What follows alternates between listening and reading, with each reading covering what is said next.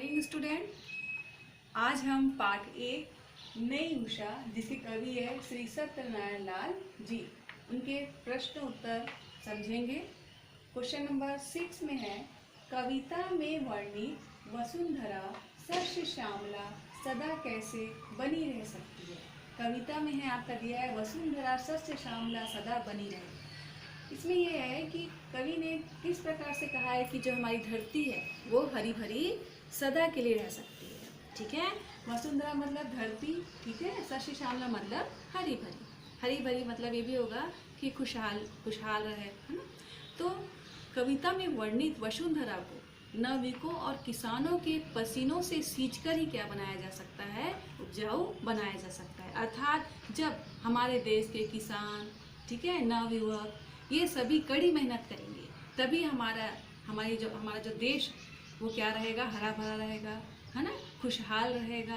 तो कवि ने इसलिए कहा है कि कविता में वर्णित जो वसुंधरा है, जो धरती है, वह कब हरी भरी बन सकती है, जब नवयुवक किसान अपने पसीने से सींच कर इस धरती को क्या बनाए, उपजाऊ बनाए, अर्थात कड़ी मेहनत करे, ठीक है, और देश को उन्नति की ओर ले जाए। तभी हमारी ये धरती क्या हो सकती है, हरी भरी खुशहाल रह सकती है।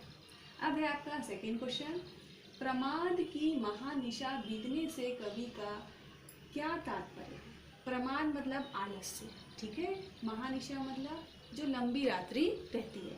तो प्रमाद की महानिशा बीतने से कवि का तात्पर्य है जो पराधीनता रूपी आलस्य की लंबी रात्रि बीत चुकी है। पराधीनता मतलब जो गुलामी की, है ना, गुलामी भरा जो जीवन था, उसकी जो लंबी रात्रि था, जो बहुत लंबा समय था, वो क्या हो चुका है, बीत चुका है।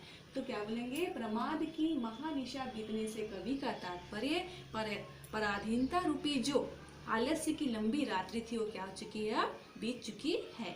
अब देखिए क्वेश्चन नंबर 8, प्रस्तुत कविता नवयुवकों के मन में किन किन भावों का संचार कर रही है। जो नई उषा जो कविता है ना, उसको पढ़कर नवयुवकों के मन में कौन कौन से भाव, ठीक है, संचारित हो रहे, कौन कौन से भाव उनमें उत्पन्न हो रहे हैं। तो प्रस्तुत कविता नवयुवकों के मन में क्या कर रही है, आलस्य को दूर करने को कह रही है, कठोर परिश्रम करने को कह रही है, साथ ही साथ आपसी जो मतभेद है उनको भुलाकर मिलजुल कर रहने की भावना को जागृत कर रही है, साथ ही साथ सत्य, प्रेम, मित्रता, बलिदान की भावना को भी क्या कर रही है, जागृत कर रही है, अर्थात उनको संचारित कर रही है और कह रही है कि अपने देश को कठोर परिश्रम और मेहनत से आपसी मतभेदों को भूल कर क्या करो, उन्नति की ओर या विकास की ओर ले चलो। अब क्वेश्चन नंबर है आपका 9, यह कविता नवयुवकों को क्या संदेश दे रही है, क्या बतलाना चाहती है, क्या मैसेज देना चाहती है हम नवयुवकों को। ठीक है, तो यह कविता ये बतलाना चाहती है कि नई उषा मतलब हमें अब स्वतंत्रता की प्राप्ति हो चुकी है, ठीक है, तो अब आप क्या है, स्वतंत्र है। तो आप स्वतंत्र होकर अपनी इच्छा अनुसार अपने देश का विकास करो, चाहे वो किसी भी क्षेत्र में हो, ठीक है, कड़ी मेहनत कीजिए, आलस्य को छोड़िए, ठीक, और साथ ही साथ यह भी बता रही है कि हमारा जो देश अशिक्षित है अभी, ठीक है, उनको क्या कीजिए, शिक्षित कीजिए, शिक्षा का ज्ञान प्रसार कीजिए, हर घर में ज्ञान का प्रकाश फैलाइए, मतलब हर व्यक्ति को क्या करो, आप शिक्षित करो, साक्षर करो, देश की उन्नति करो, और इन सब चीज़ के लिए तुम क्या करो, आलस्य का त्याग करके कड़ी मेहनत करो। ओके, हाँ सॉरी, एक क्वेश्चन और है आपका पाठ से आगे, उषा काल में हमारे आसपास के परिवेश में क्या क्या परिवर्तन नजर आता है और हमें कैसा महसूस होता है।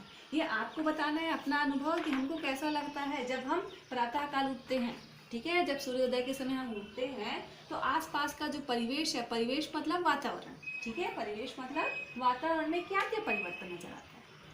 आप रात्रि के बाद जब सुबह प्रातःकाल उठते हो तो आपको क्या क्या परिवर्तन नजर आता है और आपको कैसा लगता है, इसको आपको क्या करना है, लिखना है कि सुबह जब सूर्योदय होता है तो आकाश में चारों ओर क्या हो जाती है, लालिमा छा जाती है, चिड़िया चहचहाने लगते हैं, कमल खिलने लगते हैं। उस समय का समय हमें बहुत ही क्या लगता है, अति आनंददायक लगता है, ठीक है, खुशियों से भरा लगता है, बहुत अच्छा महसूस होता है। ये आप सभी अपने शब्दों में जितना हो सके लिख सकते हो। Okay, thank you.